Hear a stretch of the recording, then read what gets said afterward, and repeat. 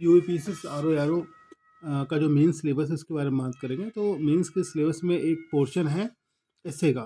तो एस्से का जो पोर्शन है वो 3 भाग में बटा हुआ है। वो पार्ट ए, पार्ट बी और पार्ट सी।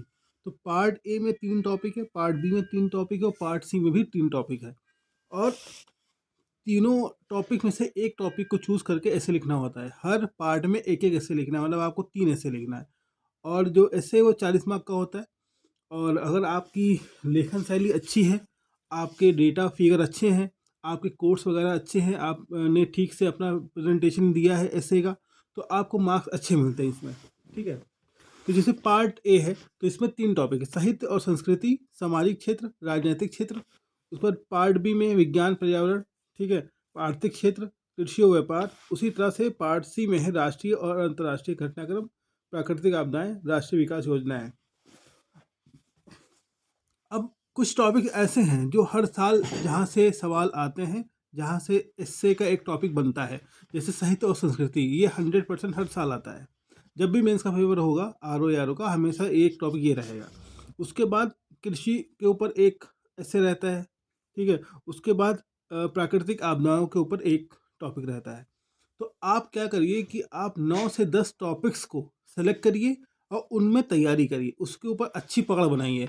क्योंकि अगर आप साहित्य और संस्कृति, सामाजिक क्षेत्र दोनों की तैयारी करेंगे तो लिखना तो आपको एक ही ऐसे है ना। तो आप इस तरह से तैयारी करिए कि आपको वो ऐसे वहाँ पे लिखना ही हो। अब साहित्य और संस्कृति के ऊपर अगर आपने 5 से 6 ऐसे का 5 से 6 ऐसे का टॉपिक इकट्ठा कर लिया और उसके ऊपर निरंतर आपने एक प्रैक्टिस अच्छी से बना ली, तो ये मान के चलिए कि आपका वो इससे अच्छा जाएगा। ठीक है। उसी तरह जैसे मैंने तैयार किया था साहित्य और संस्कृति, उसके बाद कृषि, कुछ पोर्शन विज्ञान का और प्राकृतिक आपदाएं।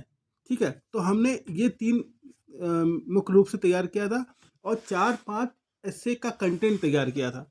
जैसे कि शिक्षा के ऊपर, आपको शिक्षा अगर आपका टॉपिक तैयार है तो कहीं पे भी लिख सकते हैं, उसको बना सकते हैं।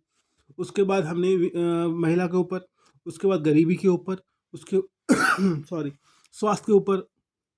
तो आपको सब्जेक्ट मैटर तैयार करना है ताकि आपको जब वहाँ पे जब आप लिखेंगे तो आपके जो विचार की तारतम्यता है, जो एकदम फ्लो में जो बनता हुआ आ रहा है, वो आपको वहाँ से सब्जेक्ट मैटर चुरा करके आपको लिखना रहेगा। ठीक है।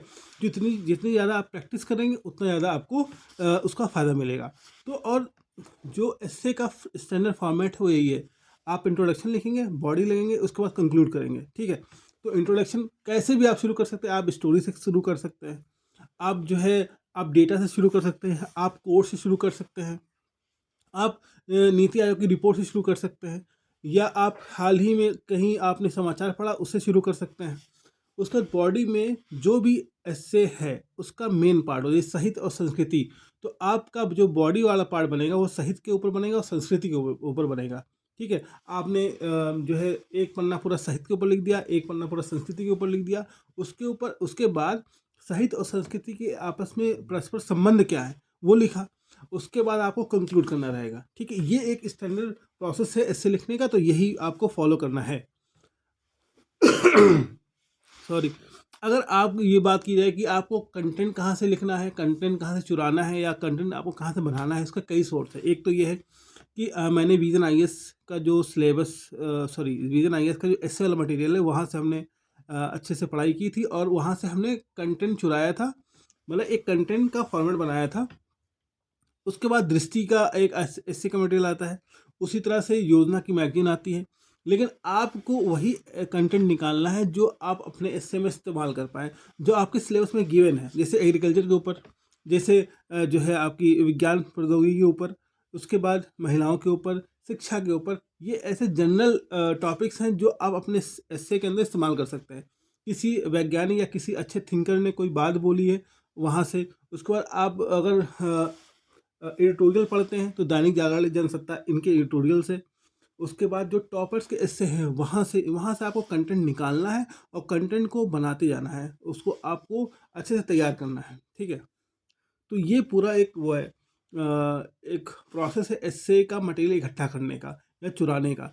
आप उसको करके उसके बाद आपको बार बार प्रैक्टिस करनी है और किसी भी अच्छे मेंटर से आपको चेक कराते रहना है।